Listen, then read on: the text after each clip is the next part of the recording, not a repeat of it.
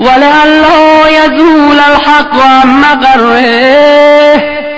ويغلب الباطل على أهله، ولا يقول أحد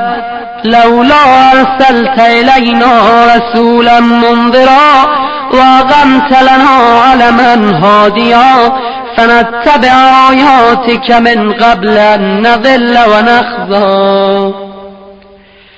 إلى أن انتهيت بالأمر إلى حبيبك ونجيبك محمد صلى الله عليه وآله، فكان كما انتجبته سيد من خلقته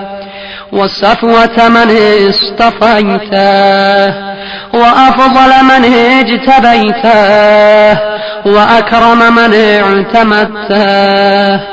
قدمته على أنبيائك وبعثته إلى الثقلين من عبادك وأوطعته مشارقك ومغاربك وسخرت له البراق وعرجت به إلى سمائك وأودعته علم ما كان وما يكون إلى انقضاء خلقك، ثم نصرته بالرعب